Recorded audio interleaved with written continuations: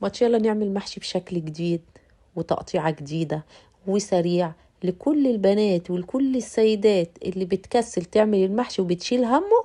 تعالوا نعمل طريقة سريعة جدا ما تاخدش مننا وقت. جهزي احلى كرنباية كده اللي تعجبك، ونقيها تكون طازة كده وحلوة وتكون متهوية، ما تكونش مكدسة قوي عشان تعرفي تفكي منها الورق وانتي بتسلقيها. بلاش الكرنبة المكتومة قوي وبتبقى مكدسة، بيبقى فيها ورق كتير قوي بس بتبقى مكتومة، ما بتبقاش سهل التسليك. وقوري الراس بتاعتها وانزلي لجوه خالص علشان تفككي الورق من بعضه او الضلوع من بعضها، لحد ما تبصي جواها كده تبصي تلاقي ايه الضلوع بتاعتها مترصصه فوق بعض وواضحه معاكي. دي هتسهل عليكي قوي. على فكره الكرنبايه دي طلعت توأم، يعني انا هي طلع فيها 2 راس اول مره تصادف معايا. واغلي حله ميه حلوه كده على قد الكرنبايه وتكون اكبر حله عندك، ونزلي عليها معلقه كبيره من الملح ونص معلقه صغيره من الكمون علشان الريحه بتاعتها، وتخلي الورق الكرنب بتاعنا حلو وملوش ريحه مش مرغوب فيها.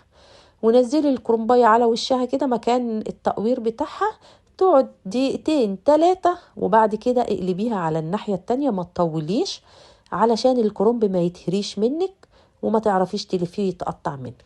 وابتدي اسحبي داير ما يدور، يعني امشي مع الرصة في الكرنباية علشان الورق ما يتهريش منك ويطلع بصي بكل سهولة. لو خدتي ورقة قبل التانية لان هتبقى عليها واحدة فهتتقطع منك، لا امشي بانتظام داير ما يدور كده بالتساوي، هتلاقي الدنيا سهلة وجميلة معاكي.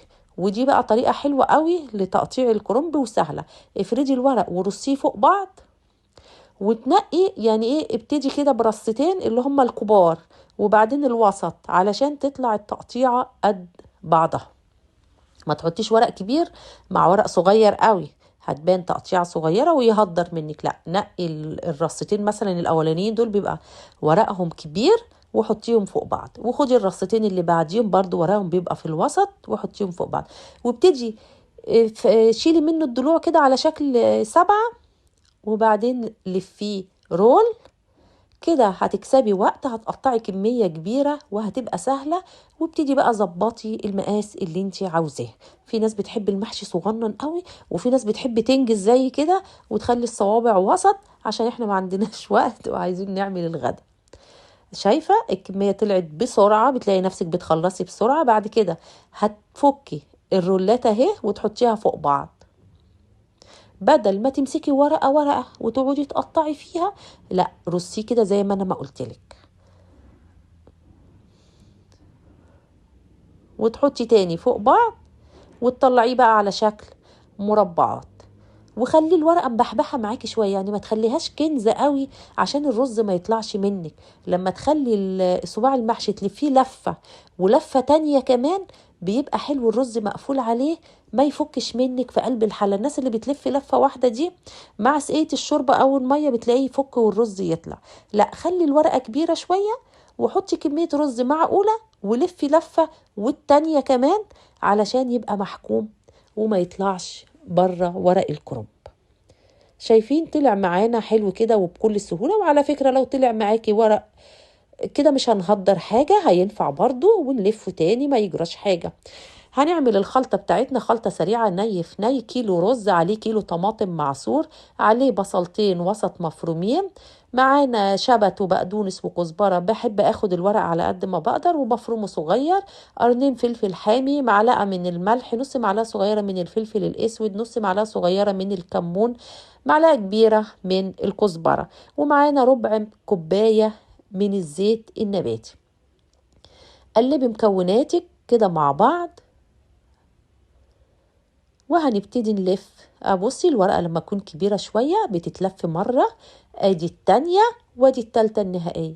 بقى قابليني بقى لو رزاية طلعت من صباع المحشي، يبقى انت كده حكمتي الرز بتاعك ولفتي عليه كويس، حبستيه ما يطلعش تاني من صباع المحشي.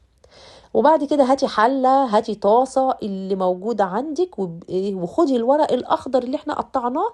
طبعا ده في ناس ما بتحبش تحشي الورق الأخضر ده خالص، الأخضر الجامد ده اغسليه وبليه في المية السخنة اللي انت سلقتي فيها الكرنب، بليه بس يعني اغسليه الاول تحت الحنفيه وبعدين بليه عشان يبقى طري كده تعرفي تتحكمي فيه، وافرديه في الارضيه عندك. طبعا الوقت مش محتمل ان احنا نحط بصلتين في ارضيه المحشي ونرميهم بعد كده، ولا نص كيلو قوطه ولا فلفل ولا الكلام ده، احنا اكتفينا بمكوناتنا اللي جوه الخلطه.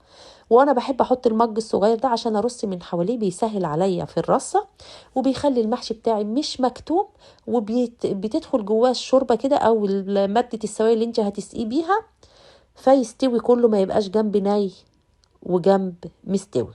وتاخدي الدور التاني وتاخدي الدور التالت، هنطلعها على شكل وردة جميلة وفي منتهى الجمال اهي، وتلفت بكل سهولة خالص. وابتدي بقى غطي المج بتاعك برصة تانية.